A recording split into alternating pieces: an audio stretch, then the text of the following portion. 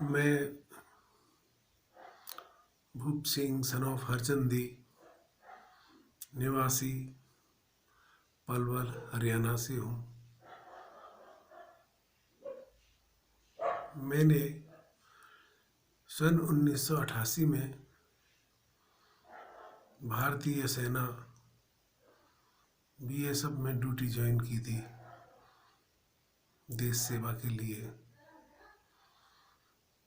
और मैंने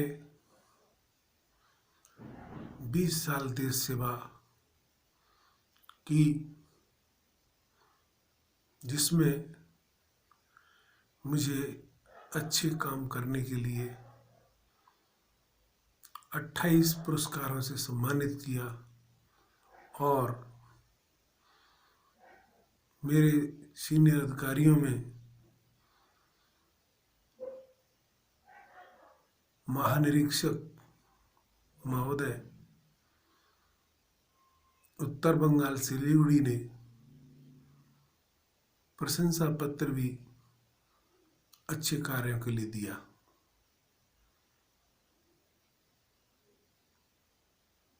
1995 में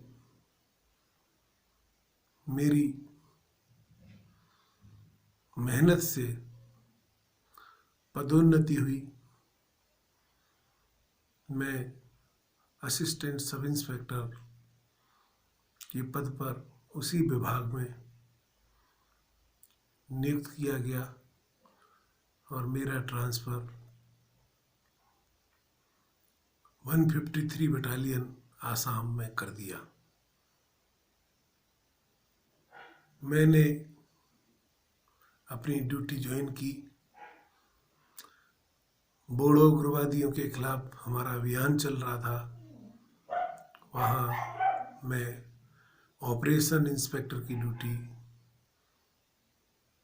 की जिम्मेवारी में तैनात किया गया। मैंने बखूबी अपनी ड्यूटी निभाई और उसके बाद मेरा ट्रांसफ़र कलकत्ता कर दिया गया। डीआईजी हेडक्वार्टर कलकत्ता में ड्यूटी ज्वाइन करने के बाद मेरे रीढ़ की हड्डी में करीब 20 किलोमीटर बस चलती थी, क्योंकि हमारा रेजिडेंस साल्ट लेक सिटी में दिया हुआ था और टैगोर विला गाड़ी आती थी। तो पीछे की सीट पर बैठने के कारण जो झटके लगे, धच्चियाँ लगीं, उनसे मेरी रीढ़ की हड्डी में कोई खराबी आ गई। जब मुझे पेन हुआ तो मैंने अपने डॉक्टर को दिखाया। डॉक्टर ने कुछ दवाइयाँ दी और मुझे रामकृष्ण मिशन सेवा प्रतिष्ठान कलकत्ता, जो बड़ा हॉस्पिटल है वहाँ पर, उसमें भेज दिया। वहाँ मेरी एमआरआई कराई गई। डॉक्टर ने चेकअप किया, एमआरआई एडवाइस की। 5 जनवरी 2000 को मेरी एमआरआई हुई, जिसमें मेरी रीढ़ की हड्डी में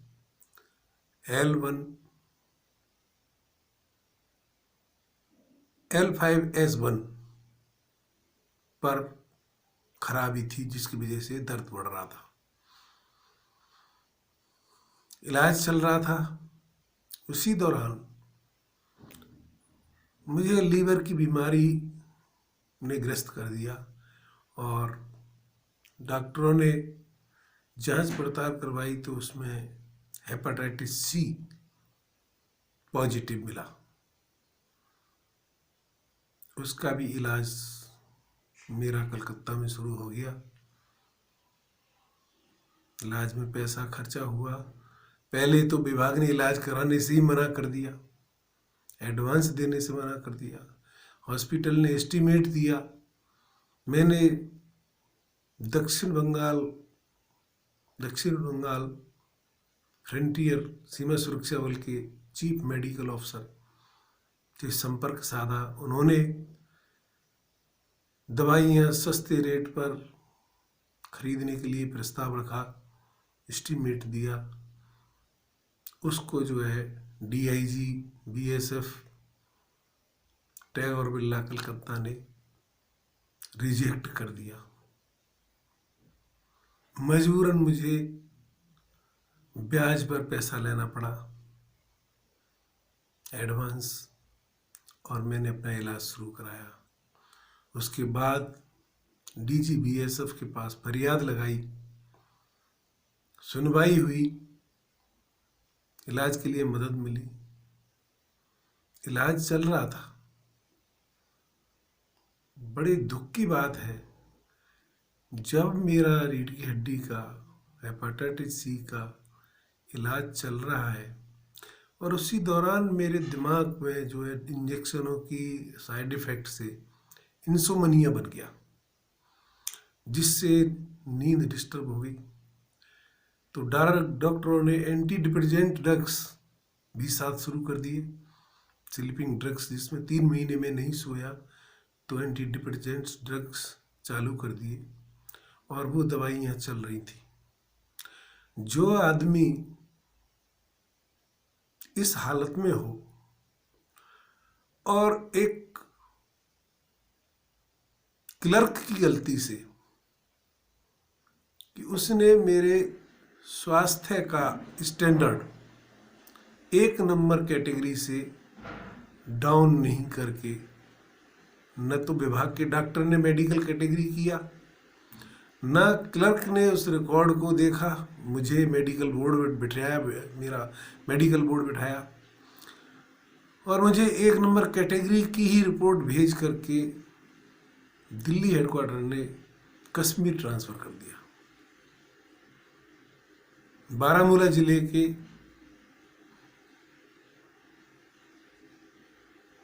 फ्रंटियर हेडक्वार्टर के अधीन 94 बटालियन में मेरे को एडजस्ट कर दिया।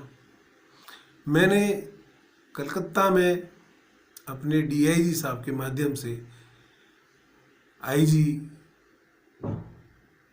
के थ्रू डीजी साहब को एक अपील भेजी कि मेरी इस तरह स्वास्थ्य हालात ठीक नहीं है, मुझे यहीं कहीं कलकत्ता में सराउंडिंग रखा जाए ताकि मेरा इलाज जारी रह सके। लेकिन डीजी बीएसएफ ने मेरे प्रस्ताव को अस्वीकार कर दिया। पहले आईजी बीएसएफ कलकत्ता ने अस्वीकार किया, फिर डीजी बीएसएफ ने अस्वीकार कर दिया और मेरी तनख्वाह बंद कर दी। डीआईजी कलकत्ता ने तनख्वाह बंद कर दी और मुझे जो सरकारी क्वार्टर दिया हुआ था उसको भी खाली करने का आदेश दे दिया। जो मैं चल फिर नहीं सकता था, स्लीपिंग ड्रग्स की वजह से मेरी कंडीशन पकड़ के चलती थी मेरी मित्र, मेरी धर्मपत्नी, मुझे ज़बरदस्ती घर खाली करवा दिया और कैंप से बाहर करवा दिया। मेरी पत्नी ने जैसे तैसे इंतजाम किया और मुझे अपने पैतृक निवास पलवल ले आई। पलवल में लाने के बाद मुझे ऑल इंडिया मेडिकल में ले गए, वहाँ भी डॉक्टरों ने अपना इलाज शुरू किया। मैंने अपने कमांडेंट से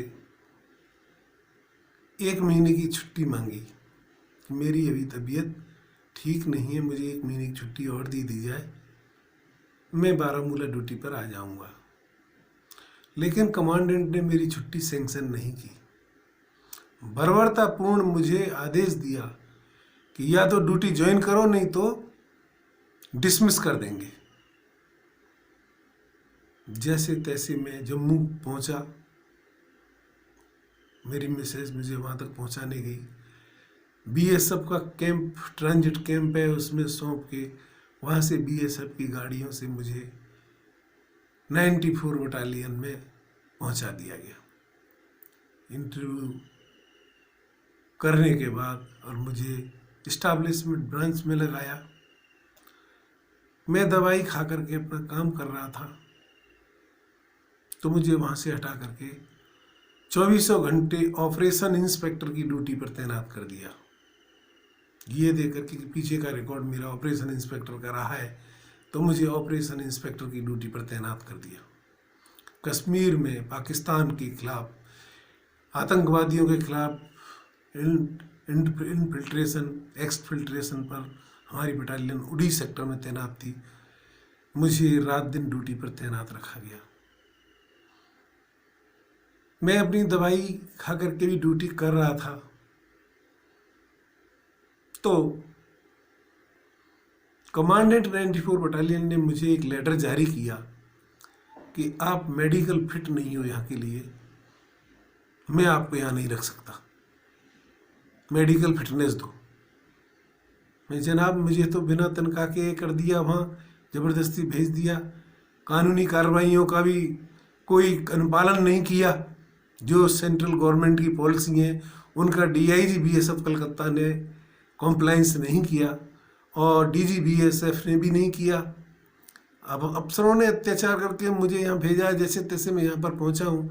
अब आप मेडिकल फिटनेस मांग रहे हैं, तो मेडिकल फिटनेस तो मैं कहाँ से दूँ? फिर भी मैंने रामकृष्ण मिशन हॉस्पिटल कलकत्ता के सुपरिटेंडेंट को लेटर लिखा। उन्होंने बोला कि हमारे डॉक्टरों ने आपको मेडिकल फिट ही नहीं घोषित किया, तो हम कैसे दे सकते हैं आपको, आप कश्मीर कैसे पहुंच गए? मैंने फिर अपने कमांडेंट को बताया। कमांडेंट की ड्यूटी ये बनती थी कि वो मेरा मेडिकल बोर्ड बिठाए, मेडिकल कैटेगरी करे, क्योंकि कश्मीर में मेडिकल कैटेगरी का आदमी ड्यूटी नहीं कर सकता। मुझे मेडिकल कैटेगरी तो कलकत्ता में कर देना चाहिए था। कलकत्ता के डॉक्टरों ने इस पर कोई ध्यान नहीं दिया, न डीआईजी बीएसएफ ने ध्यान दिया, न आईजी बीएसएफ कलकत्ता ने ध्यान दिया, और न डीजी बीएसएफ ने उस पर ध्यान दिया और अत्याचार कर दिया। मैंने अपने कमांडेंट को बहुत रिक्वेस्ट की, लेकिन उसने मेरी बात को गौर नहीं किया। वो बोला नहीं, मुझे मेडिकल फिटनेस दो, नहीं तो मैं ड्यूटी पर नहीं रख सकता। तो मैंने बोला जनाब मुझे 15 दिन की छुट्टी दे दो, मैं अपने चेकअप करा लेता हूँ, अगर मेरी बीमारी कुछ ठीक हो गई होगी तो मैं आपको मेडिकल फिटनेस दे दूँगा। मैं 15 दिन की छुट्टी पर आया। मैंने एस्कॉर्ट्स में, जो फरीदाबाद में अस्पताल है, उसमें अपने टेस्ट कराए, चेकअप कराया। डॉक्टर ने बोला अभी आप ठीक नहीं हैं, दवाइयाँ खाओ। 3 महीने की दवाइयाँ लिख दी मेरे लिए। मैं चेकअप करा के दवाइयाँ लेकर वापस अपनी ड्यूटी पर कश्मीर बारामूला पहुँच गया। जैसे तैसे जा कर के मैं अपनी फिर ड्यूटी कर रहा था, तो मैंने 2 जून 2002 को कश्मीर में ड्यूटी ज्वाइन की थी। लगभग 6 महीने की ड्यूटी मैंने वहाँ पर की, और दिसंबर के महीने में कड़ाके की ठंड जब पड़ने लगी, वहाँ बर्फ़ पड़ती है, तो मेरी और तबीयत ज़्यादा ख़राब हो गई। न तो मुझे बीएसएफ के डॉक्टर ने, बटालियन के डॉक्टर ने आर्मी अस्पताल में भेजा, न मेरा कोई इलाज कराया। मैं जब बहुत ज़्यादा परेशान हो गया, तो मैंने कमांडेंट से फिर हाथ जोड़कर विनती की कि जनाब मेरे स्वास्थ्य ठीक नहीं है, और ड्यूटी करने में मैंने आपके साथ ड्यूटी की है, और अब मुझे या तो आप अवकाश दें या मेरा इलाज के लिए कोई प्रबंध करें। तो उस डॉक्टर कमांडेंट ने मेरा इलाज के लिए आर्मी हॉस्पिटल में नहीं भेजा। जैसे तैसे मुझे छुट्टी दी, 56 दिन की छुट्टी पर फिर मैं वापस आया ठंड में। फिर मैंने एस्कॉर्ट में इलाज शुरू किया। एस्कॉर्ट्स में इलाज चलता रहा। डॉक्टर ने बेड रेस्ट कर दिया। बेड रेस्ट के दौरान इलाज करते दिसंबर 2003 में मेरी गर्दन में जो है सर्वाइकल प्रॉब्लम बढ़ी और कंप्रेशन बहुत बढ़ गया, जिससे पैरालाइज हो गया। डॉक्टर को एमआरआई करा करके मुझे ऑपरेशन करने की सलाह दी, जिसमें अभी 1 लाख से ऊपर का एस्टिमेट दिया। मेरे बस की वो नहीं था। मैंने DGBSF से गुहार लगाई। तो DGBSF के यहाँ पर मेरी पत्नी मुझे जैसे तैसे लेकर के गई। सरकार ये उनका BSF का हॉस्पिटल RK पुरम में है, तो उन्होंने इलाज करने से मना कर दिया कि हम आपका इलाज नहीं करा सकते जब तक हमको DGBSF का ऑर्डर नहीं होगा। मुझे DGBSF के पास भेजा गया। वहाँ से DGBSF ने मेडिकल बोर्ड का ऑर्डर कर दिया कि मेडिकल बोर्ड कराओ। मेडिकल बोर्ड अगर रिकमेंड करेगा इलाज के लिए तो हम सोचेंगे। RK पुरम में डॉक्टरों का मेडिकल बोर्ड बैठा। उन्होंने अपनी गुप्त रिपोर्ट में DGBSF को लिखा कि ये कश्मीर में ड्यूटी करने लायक नहीं है और इसको तुरंत अस्पताल में भर्ती करने की ज़रूरत है। मेरे को DGBSF ने मेडिकल ग्राउंड पर STS BSF टिगरी कैंप के अस्पताल में अटैच कर दिया। अब ताज्जुब की बात है, देखो कि 94 बटालियन के कमांडेंट के जरिए मुझे एक चिट्ठी मिली कि आपको जो है STS BSF में अटैच कर दिया गया है, आप अपना क्लियरेंस कराने के लिए कश्मीर आएं और यहाँ से फिर अपने वहाँ पर इलाज कराने जाएं। जो आदमी चलने फिरने की हैसियत में नहीं है, पैरालाइज हो चुका है, भर्ती करने की जरूरत है, उसको वो कश्मीर बुला रहे हैं। उनकी चिट्ठी मेरे पास है। तब मैंने फिर DGBSF को लिखा कि ये इस तरह से मुझे आदेश दिया गया है, जो संभव नहीं है, आप मेरे पर पुनर्विचार करके और यहीं पर मुझे सीधा ड्यूटी ज्वाइन कराएं। तो DGBSF से मुझे डायरेक्ट STS BSF के अस्पताल में अटैच कर दिया गया। DIG BSF STS के अंडर एडमिनिस्ट्रेटिव कंट्रोल में मुझे अटैच कर दिया। डॉक्टरों ने देखा, देखने के बाद लिखा कि एक BSF के अटेंडर की हम जरूरत है, इसको भर्ती करना पड़ेगा, क्योंकि BSF का एक कांस्टेबल साथ दिया जाता है। तो 94 बटालियन ने 3 महीने तक कांस्टेबल नहीं दिया और मैं 3 महीने तक इलाज के लिए तड़पता रहा। जनवरी से लेकर अप्रैल के महीने तक मैं इलाज के लिए तड़पता रहा। किसी ने मुझे एक सहयोगी नहीं दिया। मेरे घर से भी आदमी की इजाजत मांगी, वो भी नहीं दी। एक कांस्टेबल जब मुश्किल से आया तो जाकर के मुझे इंडियन स्पाइनल इंजरी सेंटर बसंत कुंज नई दिल्ली में भर्ती किया गया, क्योंकि वो BSF के पैनल पे हॉस्पिटल था और वहां पर परमिशन करके भर्ती किया गया। डायरेक्टर मेडिकल N मिश्रा के बेटे, जो BSF में भी डॉक्टर के तौर पर सलाहकार थे और इंडियन स्पाइनल इंजरी में भी एसोसिएट थे, तो आप जानते ही हो कि BSF के मेडिकल डायरेक्टर का कुछ न कुछ तो पैनल वाले हॉस्पिटलों के साथ में जो है मिली भगत थी। मुझे भर्ती कराया गया, लगभग 2 लाख रुपया इलाज पे लगा। मेरा ऑपरेशन करने से पहले MRI कराई गई, फिजियोथेरेपी वगैरह हेल्प वहाँ पर जो सिस्टम है उन डॉक्टरों ने मेरी इलाज किया। तो उस दौरान वो मेरा कंप्रेशन हटा तो मेरी सर्जरी रोक दी और फिजियोथेरेपी दवाइयों से इलाज जारी रखा। इलाज चल रहा था, मैं एम्बुलेंस में बैठ के जाता था, आता था, STS में रहा मैं। उसी दौरान डायरेक्टर मेडिकल N मिश्रा ने आदेश दिया कि अब इंडियन स्पाइनल इंजरी में जाने की जरूरत नहीं है, सफदरजंग में इलाज कराइए, सफदरजंग में रेफर करिए। मुझे सफदरजंग में रेफर कर दिया गया। मैं सफदरजंग के हड्डी स्पाइन रीढ़ की हड्डी के स्पेशलिस्ट के पास इलाज कराने लगा। इलाज चल रहा था तो मुझे प्रताड़ित तो किया ही जा रहा था दबाव में थोड़ा बहुत मेरा इलाज भी कराया गया, प्राइवेट हॉस्पिटल में भर्ती करके अच्छा मोटा कमीशन खाया होगा, फिर सरकारी हॉस्पिटल में धक्का दे दिया। इलाज के कागज में देता था, हर समय ऑफिस में देता रहता था। मुझे वापस कश्मीर ट्रांसफर कर दिया, जहां डॉक्टर ने मना किया, अपने खुद के डॉक्टरों ने मना किया कि रीढ़ की हड्डी के आदमी को एक्सट्रीम कोल्ड क्लाइमेट से बचाया जाए, तो मुझे दिल्ली में सराउंडिंग कहीं नहीं रखा, ना कलकत्ता में रहने दिया, ना दिल्ली में रहने दिया, और उठा करके फिर कश्मीर भेज दिया। इलाज भी नहीं होने दिया, पूरा इलाज भी नहीं हुआ। इस हालात में अब मेरे पास एक ही रास्ता था, फिर DGBSF के पास रिक्वेस्ट लगाई। DGBSF ने मेरी फरियाद अस्वीकार कर दी।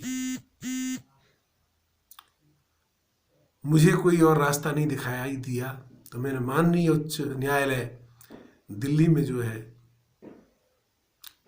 8 फरवरी 5 जनवरी को एक पिटीशन मैंने DGBSF को दी थी, 1 महीना इंतजार किया।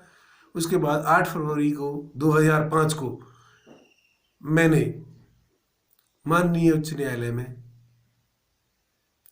केस कर दिया, फरियाद दायर की, जिस पर नोटिस हुए, बहस हुई। माननीय जज साहब ने एक ही सवाल किया कि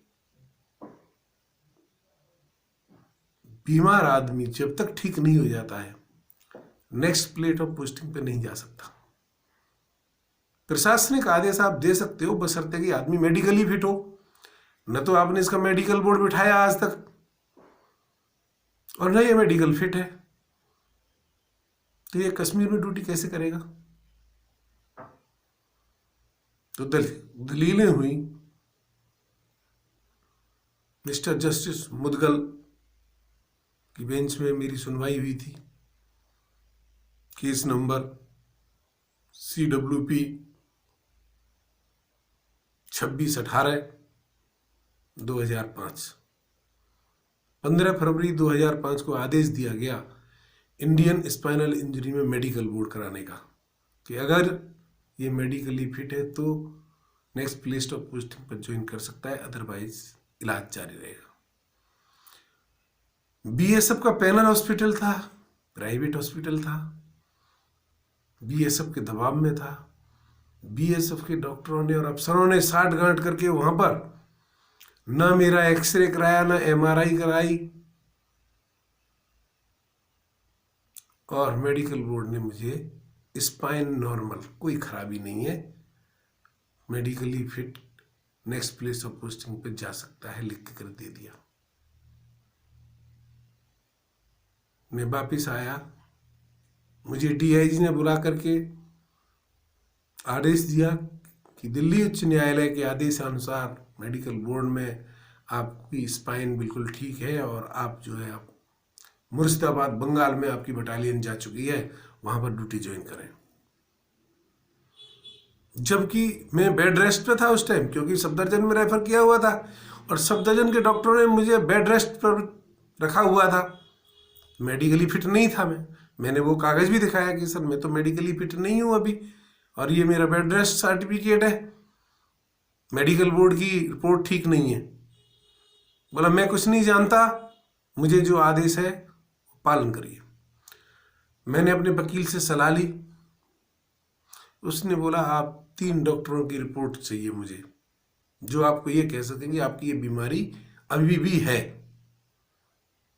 तो मैं सफदरजंग में गया न्यूरो सर्जन के पास, उसने बोला MRI कराओ।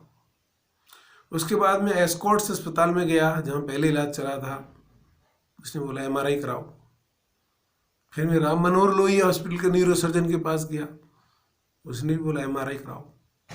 3 डॉक्टरों की एडवाइस लेने के बाद मैंने MRI कराई, और MRI में सेम खराबी जो पहले थी वो ही बाद में भी पाई गई। बीच में नॉर्मल कहां से हो गई, तो मेडिकल बोर्ड प्रोविजन झूठी पड़ गई। उन्होंने दिल्ली हाईकोर्ट के आदेश का दुरुपयोग किया।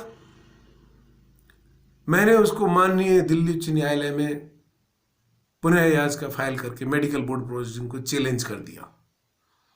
28 मई 2005 को मेरी याचिका फाइल हुई और 31 मई को union of India and others को नोटिस हो गई और उन्होंने शामिल कर लिया, हाजिर हो गए। हाजिर होने के बाद अगली तारीख जो है 18 जुलाई 2005 लग गई। अब बड़े ताज्जुब की बात है कि जब विचाराधीन मामला कोर्ट हो गया दो पार्टियों के बीच में, तो कोई भी पार्टी अपना एक्शन नहीं कर सकती। मुझे साजिश करके बंगाल से कमांडेंट ने एसपी पलवल को गिरफ्तार करने के आदेश भेज दिए कि ये आदमी ड्यूटी से एब्सेंट चल रहा है और आदेश नहीं मान रहा है, इसको गिरफ्तार करके हमको सुपुर्द करो। हरियाणा पुलिस, जिसे थोड़ा तनाव तो पहले से चल ही रहा था, पलवल सिटी का एसएचओ मेरे घर आकर मुझे जबरदस्ती गिरफ्तार करके ले गया। मैंने बताया उसको मेरा विचाराधीन मामला दिल्ली हाई कोर्ट है, केस चल रहा है, लेकिन मेरी एक बात नहीं सुनी। जबरदस्ती गाड़ी में डाल दिया, दिल्ली ले गए, दिल्ली हेडक्वार्टर में। दिल्ली हेडक्वार्टर वालों ने बोला छावला कैंप ले जाओ। छावला कैंप में मुझे कस्टडी कर दिया, बंद कर दिया, कमरे में बंद कर दिया। जो इंसान को इलाज की जरूरत है उस आदमी पर बीएसएफ अत्याचार कर रही है। परिवार वालों को भी पता लगा, वो पीछे पीछे गए, मेरी पत्नी गई, बेटा गया और भी रिश्तेदार नातेदार गए, उनको नहीं मिलने दिया। मैंने कमांडेंट को एप्लीकेशन लगाई कि मैं अकेला अपनी देखभाल नहीं कर सकता, मुझे अटेंडर की ज़रूरत है। अगर आप बीएसएफ का अटेंडर नहीं दे सकते तो मेरे घर का कोई आदमी अलाउड करें जो मेरे साथ देखभाल कर सके, मुझे सहयोग कर सके नित्य क्रिया में।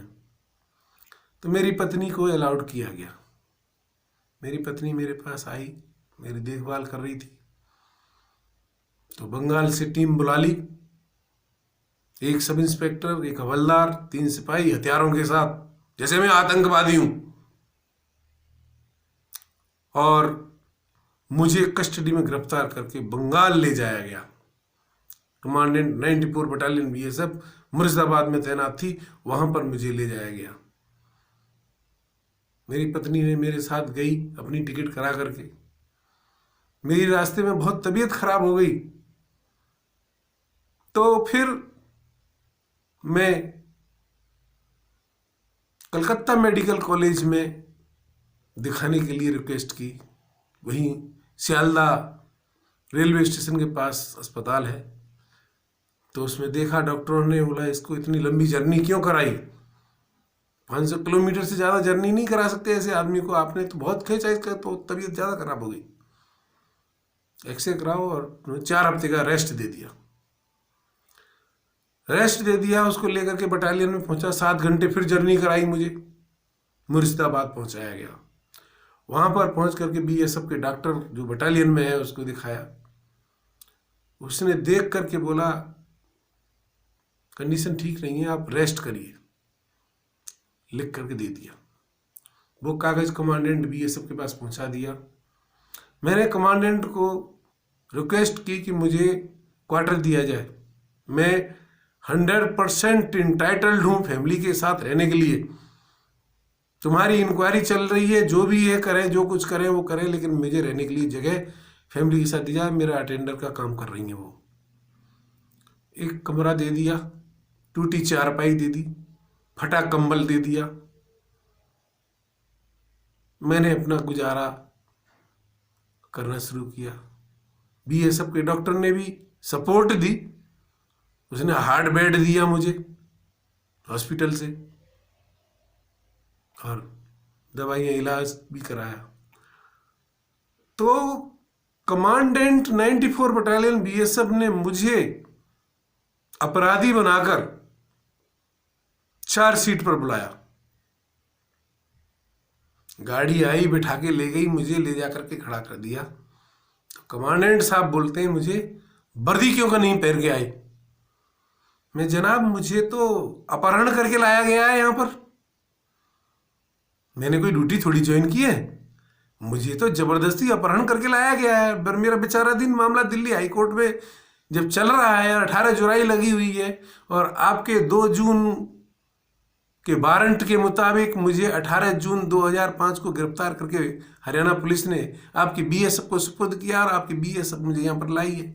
तो मैं आपकी ड्यूटी तो ज्वाइन नहीं की है, तो मैं वर्दी कहाँ से पहनूंगा? फिट ही हूंगा जब भी तो वर्दी पहनूंगा, मेडिकली फिट नहीं हूं।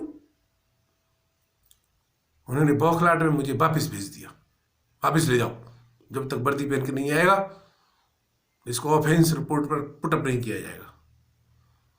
मैं वापस ले गए मुझे। उसके बाद मैं हॉस्पिटल में दिखा ही रहा था, वहाँ से मुझे रेफर कर दिया जिला अस्पताल के लिए। कमांडेंट ने दोबारा बुलाया तो मुझे बोला कि मैं बीएसएफ के डॉक्टर की रिपोर्ट को नहीं मानता, मैं जिले के सर्जन से रिपोर्ट मांगता हूँ। मुझे मुर्शिदाबाद के जिला सर्जन के पास भेजा गया। उसने एक्सरे कराए। एक्सरे कराने के दौरान पूरी बीएसएफ लगा दी चारों तरफ डॉक्टरों के साथ कि कहीं कोई बदली न कर दे एक्सरा। मेरा एक्सरा हुआ, एक्सरे में खराबी पाई गई। डॉक्टर ने फिर 4 हफ्ते का बेड रेस्ट कर दिया और एमआरआई करने की सलाह दे दी। तो अब जब दिल्ली हाई कोर्ट ने यह आदेश दिया था कि मेडिकली फिट है तो ही जाएगा, तो मेडिकल फिट तो मैं नहीं था। फर्जी मेडिकल बोर्ड प्रोसेसिंग बनाई गई प्राइवेट हॉस्पिटल में, इंडियन स्पेशलिस्ट जो उनके पैनल पे था, और उसको मैंने चैलेंज कर दिया था। फिर मुझे गिरफ्तार करके क्यों लाके लेके आया गया? मेरे मानवीय अधिकारों के साथ हनन किया गया, अत्याचार किया गया। और जब वो सरकारी अस्पताल के सर्जन की मुर्शिदाबाद पश्चिम बंगाल की डॉक्टर की रिपोर्ट मैंने पेश करी, एक कॉपी अपने पास रखी, एक कॉपी दे दी, तो मुझे एमआरआई करने की सलाह दी। 20,000 रुपया एडवांस मांगा गया, लेकिन मुझे एमआरआई के लिए पैसा नहीं दिया। डॉक्टर ने एस्टिमेट दिया कलकत्ता से 20,000 रुपये का करीब एमआरआई कराने के लिए, तो मुझे एमआरआई नहीं कराई, मुझे प्रताड़ित किया गया। यहां तक कि मेरा कोर्ट मार्शल करने की तैयारी कर दी। जो आदमी बीमार है, बेड रिडन है, उसका कोर्ट मार्शल कर रही है बीएसएफ। बहुत कानून जानती है, कमांडेंट बहुत कानून जानता था। मैंने जैसे तैसे बंद गिरफ्तारी, पुलिस फोर्स पूरी फोर्स लगा दी मेरे घर पर। मैंने कलकत्ता हाई कोर्ट में अपनी अपील फाइल की कि मुझे इस तरह से अत्याचार किया जा रहा है। बीएसएफ के डॉक्टरों की भी नहीं मान रहे हैं, बंगाल में सरकारी जिला डॉक्टर की भी नहीं मान रहे हैं, मेरे मौलिक अधिकारों का हनन कर रहे हैं। मेरी जीवन हत्या, राइट टू लाइफ, जो आर्टिकल 21 ऑफ कॉन्स्टिट्यूशन में जो राइट्स दिए हैं, उसका वायलेशन हो रहा है। तो सुनवाई, उस पर नोटिस हुए, सुनवाई हुई, उन्होंने बोला अपराध क्या है उसका, सिंपल छुट्टी से लेट है, वो भी मेडिकल दिया है, बीमार है। फिर आप किस बात का अत्याचार कर रहे हैं? हटाओ। बोर्ड सभी को हटा दिया और बोला 6 महीने के अंदर इंक्वायरी पूरी करो और उसका इलाज कराओ। मेरा इलाज नहीं कराया, न 6 महीना मेरी इंक्वायरी पूरी की। फिर मेरे पर हमला हुआ जानलेवा, गोली से मारने के आदेश दिए गए। क्यों? गृह मंत्रालय में अवतार बढ़ाना और हमारे पलवल में श्रीमान प्रभातीलाल मैनेजर सिंडिकेट बैंक के बीच के लड़के के दोस्त के रिश्तेदार थे फूफा जी श्री अजय राज शर्मा। उन्होंने अत्याचार किए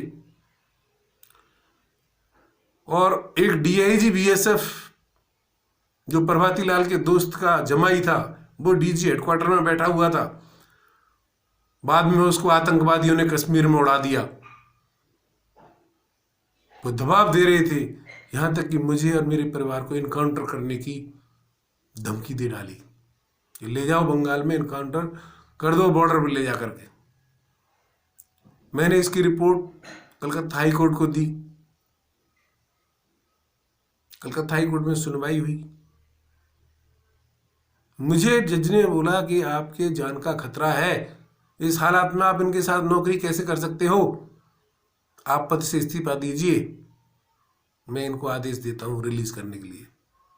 मैंने माननीय अदालत का सम्मान किया। मैंने जनाब, मैंने 18-19 साल नौकरी की है, तो मुझे पेंशन तो दिलवाई जाए, इनसे मैं बुढ़ापा कैसे कटेगा। जज ने बोला लिख के दो, मैं आदेश करता हूँ। आदेश कर दिए। फिर मुझे आर्गुमेंट में बोला गया कि इनकी इंक्वायरी पेंडिंग है जी, उस इंक्वायरी को पूरा करने दी जाए। जज ने बोला ठीक है, इसको 1 महीने के अंदर, 6 हफ्ते के अंदर इंक्वायरी पूरी करके और रिलीज करो। मैं वापस बटालियन पहुंचा। वहां से मुझे कृष्णा नगर भेज दिया। कृष्णा नगर में मेरी इंक्वायरी कर चल रही थी, तो मुझ पर मेडिकल फिटनेस का इन्फोर्समेंट किया गया। जब मेरे मेडिकल फिटनेस नहीं थी, कोर्ट मार्शल करने के लिए ऑर्डर दे दिया। तो डिस्ट्रिक्ट हॉस्पिटल में ले जाकर के छल कपट से मुझे फिट कराने की कोशिश की गई, जो कि ऑलरेडी डॉक्टर पहले चेकअप कर चुका था और एमआरआई कराने के लिए बोल दिया था उसने। एमआरआई नहीं करा करके मेरे को मेडिकल फिटनेस कराने की कोशिश की गई बीएसएफ ने। दारू की 2 पेटियां बोतल जो है मेडिकल सुपरिटेंडेंट को दी कि इसको मेडिकल फिट कर दो कैसे भी। वो जब पता लगा, ऑब्जेक्शन दिया गया कि डॉक्टर जिसने दिया कि एमआरआई कराओ, एमआरआई क्यों नहीं कराई जा रही है, और मुझे जबरदस्ती कन्फाइन करने की कोशिश की गई।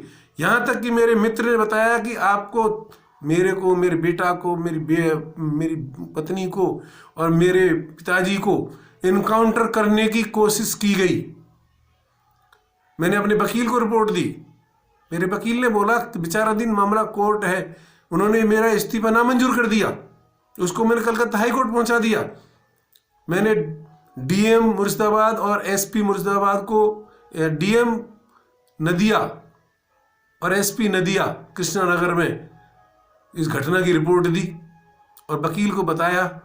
जो विचाराधीन मामला था, 18 मई को बीएसएफ हाजिर भी हो गई कलकत्ता में, बावजूद अत्याचार जारी रखा।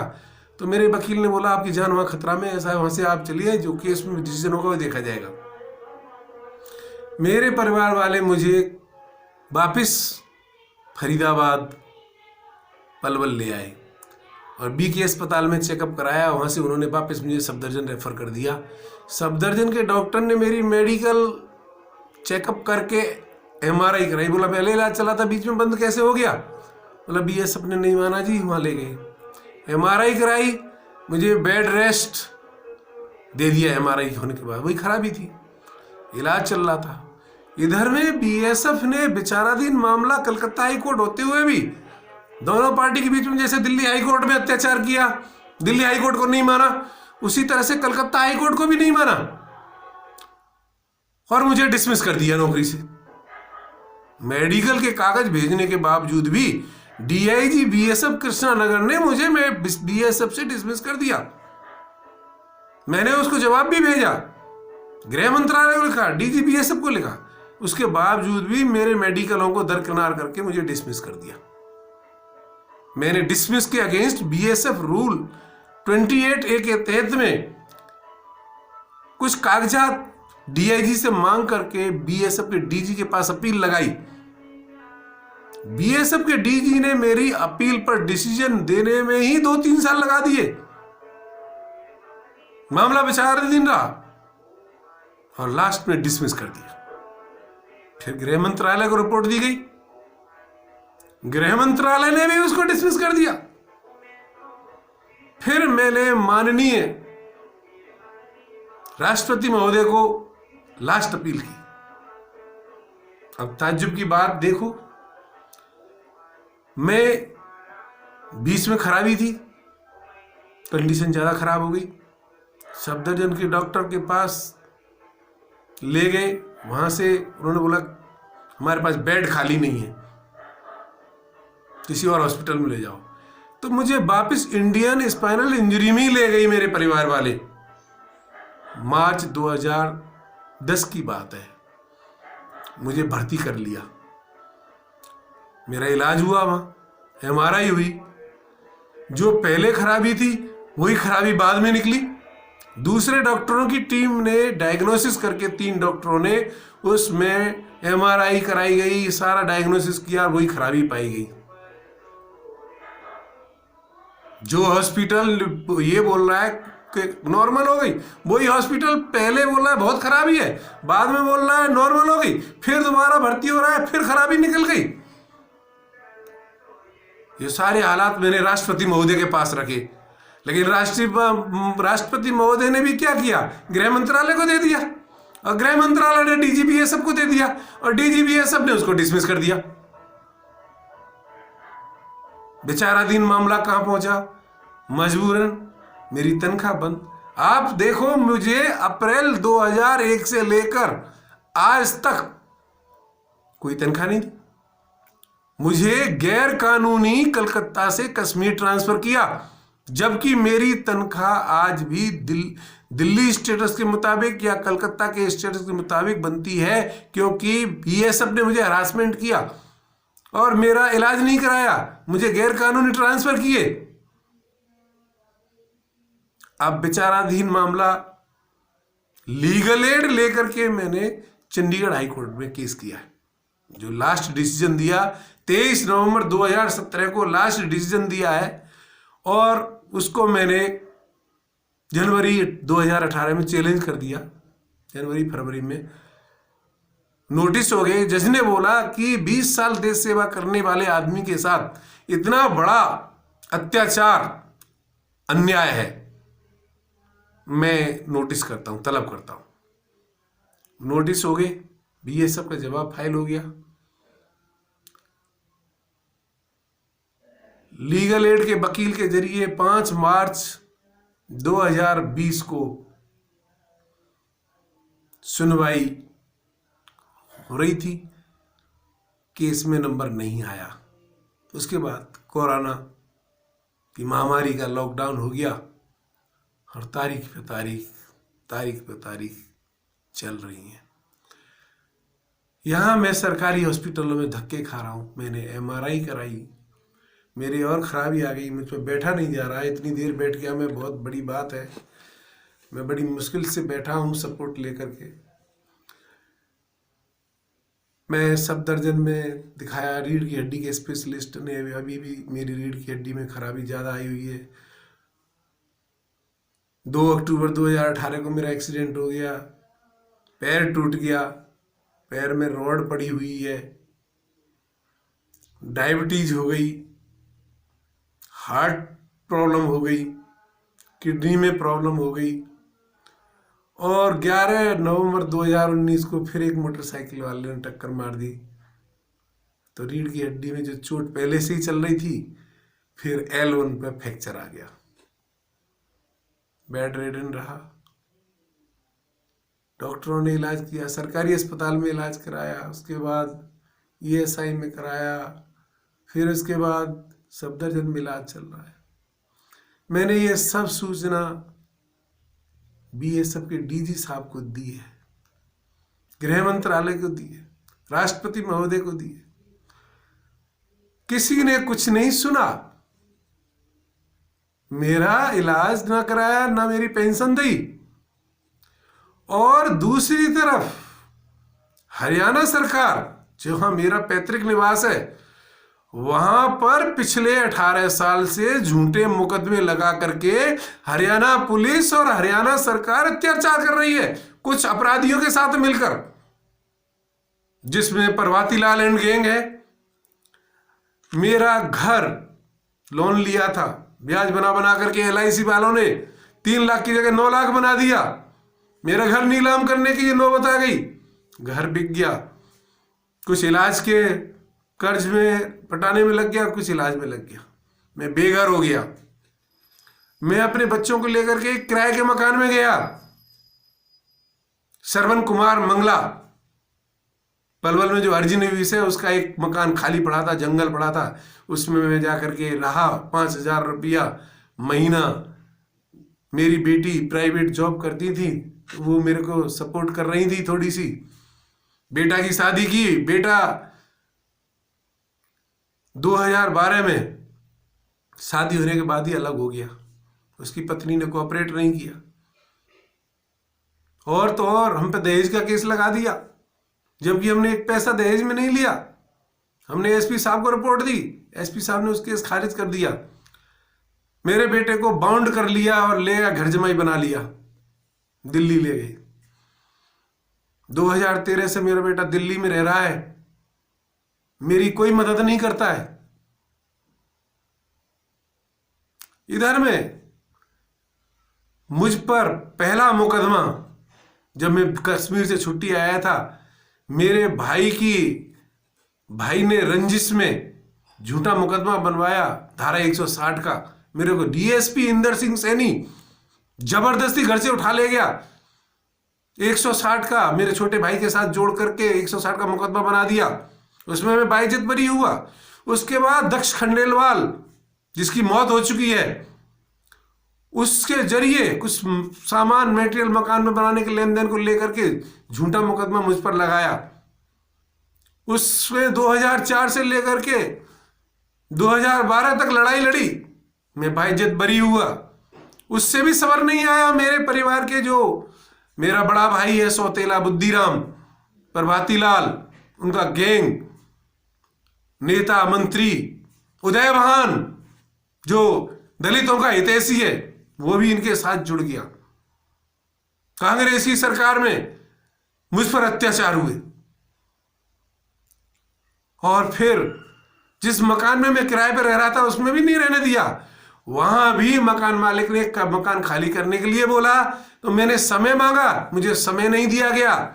प्रभाती लाल, बुद्धिराम, राधेश्याम, जो हरियाणा पुलिस में सब इंस्पेक्टर है, उन्होंने सबने मिलकर के साजिश रची, मुझे वहां से भी खदेड़वाया, मकान मालिक को भड़कवा दिया और मुझे समय ना दे करके मुझ पर झूठा मुकदमा नौकर माली का बना दिया। मैं माननीय अदालत गया, मैंने पहले डीजीपी पुलिस को रिपोर्ट दी, सारे हालात बताए, मेरी कोई सुनवाई नहीं की और झूठा मुकदमा मुझ पर दर्ज कर लिया। 448/506 में मुकदमा नंबर 615/2003, 30 नवंबर 2013 दर्ज कर लिया। पुलिस गिरफ्तार करने आ गई नौकर माली बना करके। मैंने अदालत का सहारा लिया, अदालत ने स्टे दे दिया मकान पर। स्टे के बाद भी पुलिस ने हमला किया, मैंने कंटेम्प्ट फाइल कर दिया, मेरी बिजली कटवा दी। अत्याचार शुरू हो गए, अत्याचार चलता रहा। उस केस में मैं जब एफिडेविट दिया मकान मालिक ने, उसमें क्रॉस एग्जामिनेशन मैंने खुद ने किया, तो उसमें वो एडमिट कर गया, ना जात का माली है ना काम का माली है। तो डिग्री मेरे पक्ष में हो गई। मैं किराया जमा कर रहा था, लेकिन जिस जज ने मेरे पक्ष में डिग्री दी, दोबारा वो भ्रष्ट होकर के दूसरे केस में उसने काउंटर ब्लास्ट जो केस किया था पोजीशन के लिए, उसमें उसके फेवर में कर गया। एक ही जज एक मसौदे पर 2 डिसीजन कैसे दे सकता है? और पुलिस तीसरा कार्रवाई कर रही है अपना। कितना मेरे पर अत्याचार हो रहा बीमार आदमी पर। मामला हाई कोर्ट तक गया, पहले सेशन कोर्ट में किया। सेशन कोर्ट के जज ने भी कोई 400 पेज की रिटन आर्गुमेंट सबूतों के साथ दी। सेशन जज ने भी कोई निष्पक्ष डिसीजन नहीं दिया, पक्षपात किया, दबाव आया उसके ऊपर। AK वर्मा, इधर में एग्जीक्यूटिव कोर्ट श्री गुलशन वर्मा जज, और उधर में क्रिमिनल केस में, पुलिस केस में गौरंग शर्मा, तीनों ने गुट बना करके मुझ पर अत्याचार किए। मैंने चंडीगढ़ हाई कोर्ट में उस मामले को भी चैलेंज किया, स्टिल आया, डिसीजन हुआ, डिसमिस कर दी, फिर चैलेंज किया। चंडीगढ़ हाई कोर्ट में भी रिवीजन फाइल की, RSA 40/17/2018। तो जज साहब ने मुझे बोला, मकान कब खाली कर रहे हो? जबकि उनकी ड्यूटी ये बनती थी कि पहले नोटिस दिया जाए, रिकॉर्ड मंगाया जाए, रिकॉर्ड की जांच पड़ताल की जाए, रिवीजन किया जाए, ऑर्डर पास किया जाए, ना करके सीधा मुझे बोला मकान कब खाली कर रहे हो। मैंने बोला, जनाब मुझ पर झूठे मुकदमे लगा करके अत्याचार किया जा रहा है, नौकर माली बनाया गया, खदेड़ा। मैं नौकर माली नहीं हूं। जिस टाइम में एक्सीडेंट होने से पहले, मेरा एक्सीडेंट हुआ था, तो मैं RSPL कानपुर में एक प्राइवेट नौकरी लगा था, मैनेजर एडमिनिस्ट्रेशन की। 75,000 रुपये महीने नौकरी थी, इसमें कैश 60,000 रुपये मिलता था मुझे। 15 दिन नौकरी करी और 15 दिन नौकरी के बाद मेरा एक्सीडेंट हो गया। फिर भी मुझे रखा उन्होंने 5-6 महीने, उसके बाद मुझसे इस्तीफा लिखवा लिया, जबरदस्ती नौकरी से निकाल दिया। 2018 से लेकर आज तक घर ही पड़ा हूं, क्योंकि अब फिट नहीं हूं, डिसेबल्ड हो गया। इधर में चंडीगढ़ हाई कोर्ट के जज मिस्टर जस्टिस डॉक्टर रवि राजन ने न्याय नहीं किया, मुझे मकान खाली करने का आदेश दे दिया। मैं 11 नवंबर 2019 को फ्रैक्चर हो गया था, रीढ़ की हड्डी में, व्हील चेयर पर बैठा था। व्हील चेयर पर कोर्ट में जाता था, ले जाते थे मेरे घर वाले, और व्हील चेयर पर बैठे आदमी को, अनफिट को, साउंडेड नहीं है, साइकियाट्रिक ट्रीटमेंट चल रहा है, हड्डी का ट्रीटमेंट चल रहा है, डायबिटीज का ट्रीटमेंट चल रहा है, सारे कागज मेडिकल के डिफेंस में सबमिट किए गए, गवाही कराई गई, सबूत दिए गए। जिस टाइम झूठा मुकदमा बनाया गया उस टाइम टी कम से में 45,000 रुपये महीने नौकरी कर रहा था, उसकी भी गवाही कराई गई। और तो और पुलिस के एसपी ने हाई कोर्ट के आदेश से जांच पड़ताल की, उसमें मुझे किराएदार माना और उस किराएदार की रिकॉर्ड की गवाही करवाई मैंने, उसको भी गौरंग शर्मा जज ने नहीं माना और व्हील चेयर पर बैठे हुए आदमी को सजा सुना दी। 448 में 1 साल की सजा, 1,000 रुपये जुर्माना, 506 आईपीसी में 2 साल की सजा, 5,000 रुपये जुर्माना। देखो न्यायाधीश कुर्सी पर बैठे हुए और व्हील चेयर पर बैठा हुआ आदमी उनके पास गुहार कर रहा है, सारे सबूत दिए, डिफेंस में दिए, और मुकदमा ही नहीं बनता था। जब मुझे हाई कोर्ट ने खाली करने का आदेश दे दिया और मैंने मकान भी खाली कर दिया, 29 जनवरी 2020 को मैंने मकान खाली कर दिया, और उसके बाद 15 फरवरी 2020 को मुझे सजा सुनाई जा रही है। जब कल चंडीगढ़ हाईकोर्ट के आदेश से मकान खाली ही कर दिया, रह ही किया गया, मुझे सजा सुना दी, फिर मैंने अपील फाइल की। ये न्याय प्रणाली है जिस पर भरोसा करते हैं, सबका भरोसा किस पे होता है? न्याय प्रणाली पे। ऐसे जजों का क्या फायदा जो जज जो है कानून को ताक पर रख करके पक्षपात करें, राजनीति के दबाव माने और अत्याचार करें। इन सारे अत्याचारों को मैं सहन कर रहा हूं, आज जिंदा हूं। इधर बीएसएफ के अत्याचार, समाज के अत्याचार, कानून के अत्याचार, पुलिस प्रशासन के अत्याचार, न्यायपालिका के अत्याचार। आज मैं बेघर हूं, निसहाय हूं, अपाहिज हूं। मेरी एक आंख डायबिटीज की वजह से 400-500 शुगर लेवल हो गया, उसमें आंख चली गई। डॉक्टर ने ऑपरेशन लिखा है, इलाज के लिए पैसे नहीं है, खाने के लिए पैसे नहीं है, मोहताज हूं, कोई जॉब नहीं है।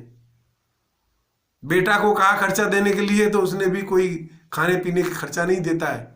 8 साल हो गए। जो आप मेरी फेसबुक पर सब कुछ देख सकते हैं, सब कुछ मिल जाएगा। मैंने सब कुछ दर्द बयां किया हुआ है सबूतों के साथ। आज मैं आपसे गुहार करता हूं कि मेरी मदद की जाए, मेरा इलाज कराने के लिए, मुझे जीने के लिए, सरवाइव करने के लिए मेरी मदद की जाए। मेरा स्टेट बैंक का खाता है, उसका चेक, अकाउंट नंबर, सब कुछ डिटेल आपको फेसबुक पर मिल जाएंगी। और मेरी वीडियो के साथ मैं कोशिश करूंगा उसको अटैच करूं खाते को। आप अगर धर्म अपना समझते हैं, इस 130 करोड़ जनता में अगर कोई भी मैंने 20 साल देश सेवा की है, आज मैं इलाज के लिए तड़प रहा हूं, दवाइयों के लिए तड़प रहा हूं, रोटी खाने के लिए मोहताज हूं, मेरे को किसी से रोटी नहीं मिल सकती, भीख मांगने के लिए मजबूर हूं।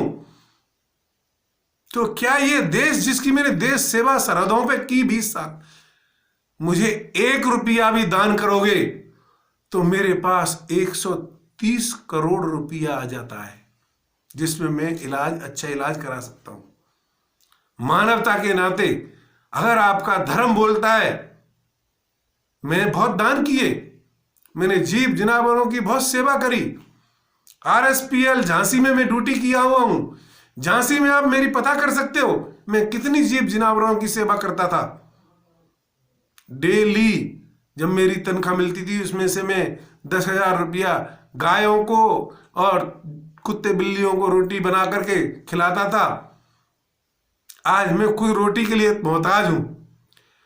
मेरी बेटी की शादी मैंने की थी, नीरज शर्मा पेलक का रहने वाला है, बेटी ने पसंद किया था, शादी कर दी। वो फ्रॉड निकला, शादीशुदा निकला।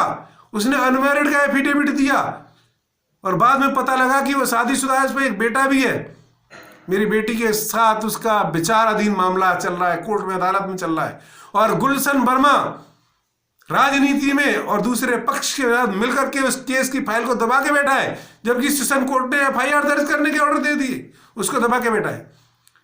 अब वो बेटी ही मुझे थोड़ी बहुत मदद करती है, अपने दुख से प्रताड़ित है।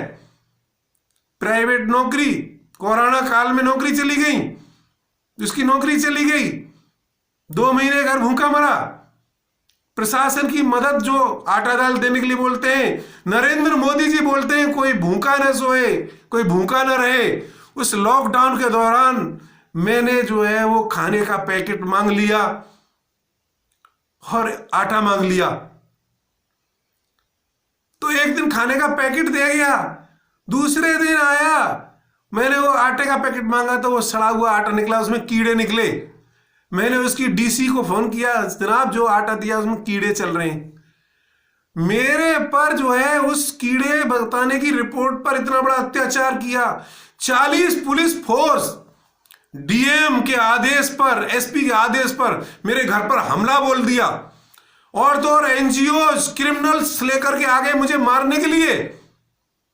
मेरी बीवी ने मुझे कमरे में बंद कर दिया, मेरे घर पर अत्याचार हुआ और बाद में मुझ पर ही झूठा मुकदमा दर्ज कर दिया। धारा 188, 186, 353 IPC और DM act, disaster management act 52 के तहत में पुलिस ने मुझ पर मुकदमा दर्ज कर दिया। सिटी मजिस्ट्रेट साहब ने बहुत लंबा चौड़ा खर्रा बनाया और DM ने उस पर आदेश दे दिए। DM पलवल ने, SP पलवल ने FIR दर्ज करने के ऑर्डर दे दिए, मुकदमा दर्ज कर दिया मुझ पर। बीमार आदमी जो आंख से दिखाई नहीं देता है, पैरों से चल नहीं सकता है, पैरों पे सुन्नापन आ रखा है, और उस आदमी पर जिसने उनको ही नहीं देखा, कमरे में बंद है, उन्होंने मुझे नहीं देखा और मुझ पर मुकदमा दर्ज कर दिया। मैं पुलिस फोर्स को मारा है। अरे जो आदमी को दिखाई नहीं देता है ढंग से, वो आदमी कमरे में बंद कर रखा है, कमरे के गेट को तोड़ने की कोशिश की गई, गुंडों ने मुझे मारने की कोशिश की गई। जैसे पालघर में साधुओं को मारा था पुलिस की प्रेजेंस में, इस तरह मॉब लिंचिंग में पुलिस की प्रेजेंस में मुझे मारने की कोशिश की गई।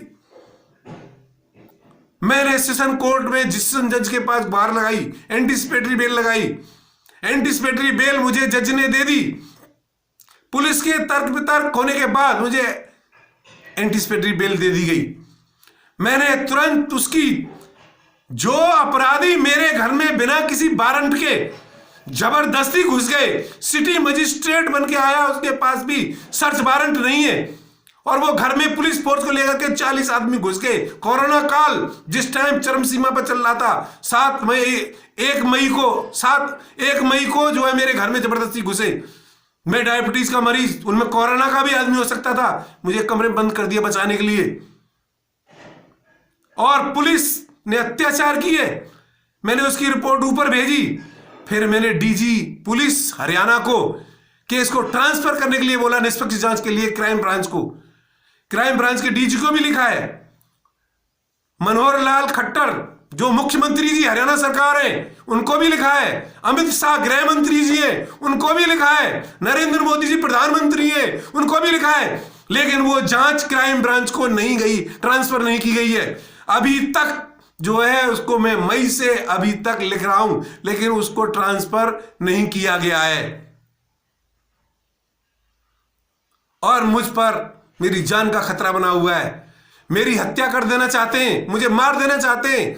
पॉलिटिशियन मिले हुए हैं, यहाँ के बनिया गैंग मिला हुआ है, राजनीतिक मिले हुए हैं, दीपक मंगला मिला हुआ है, राजनेता जो यहाँ का एमएलए है, और वो मेरी हत्या कर देना चाहते हैं। मेरी रक्षा की जाए और मेरी मदद की जाए। अगर आपका धर्म बनता है तो आप मुझे महाभारत की तरह, जैसे पांडवों ने कौरवों से युद्ध किया था धर्म क्षेत्र के लिए, धर्म क्षेत्र में मेरी न्याय धर्म के लिए मेरी मदद की जाए। आज मुझे इलाज की ज़रूरत है, आज मुझे जीने के लिए पैसे की ज़रूरत है। मेरे पास ना पैसा है, मुझे कानून की लड़ाई लड़ने के लिए वकीलों के खर्चे की ज़रूरत है, मेरे पास खर्चा नहीं है। मेरी आप लोगों से हाथ जोड़कर विनती है, आपसे जो भी बने मेरे को मदद करें, डोनेट करें। मैं आज आपकी आशा में बैठा हूं, मेरे साथ न्याय हो। मैं भारत सरकार के नरेंद्र मोदी जी को फिर से एक गुहार लगाता हूं कि मेरे पर हो रहे अत्याचारों की सुनवाई हो। माननीय सुप्रीम कोर्ट के चीफ जज साहब को मैं प्रार्थना करता हूं कि मेरे केस की गहराई में जाएं और स्वयं संज्ञान करें और पूरे मामले को देखा जाए। दिल्ली हाई कोर्ट में जो भी ये सबके फैसले हुए केस हुआ उसको देखा जाए, कलकत्ता हाई कोर्ट में चल रहा है उसको देखा जाए, चंडीगढ़ हाई कोर्ट में चल रहा है उसको देखा जाए, मुझे न्याय दिया जाए। मैं इस देश का वासी हूं, मैंने देश की सेवा की है, इसलिए मुझे न्याय दिया जाए। मेरी उम्र 51 साल है, मैं अपाहिज हूं, पैर टूट गया, रीढ़ की हड्डी टूट गई, आंखों से दिखाई नहीं देता है, दिल का हार्ट का मरीज हूं, किडनी खराब हो गई। इन सारे हालात में साइक्रेटिक हो गया, दवाइयां चल रही हैं, डॉक्टर इलाज तो कर रहे हैं, सरकारी हॉस्पिटल खैराती अस्पताल में जाता हूं, दवाई कुछ मिल जाती है, कुछ नहीं मिलती है। कुछ मेरी बेटी मदद कर देती है थोड़ी बहुत, जो खुद दुखी है अपने निजी जीवन से, वो मेरी मदद कर रही है। मेरे बेटा मेरे बहू ने हम पर अत्याचार किए। 2012 में मेरी बीवी की रीढ़ की हड्डी तोड़ गई मेरी बहू, और अब मैं दिल्ली चेकअप के लिए गया था तो 5 अक्टूबर को मेरी बहू ने दोहता कुर्सी मारने की कोशिश की, मेरी हत्या करने की कोशिश की। मैंने उसकी शिकायत दिल्ली पुलिस और केजरीवाल जी को भेजी है कि मुझ पर ऐसा अत्याचार क्यों, मेरी सुनवाई की जाए।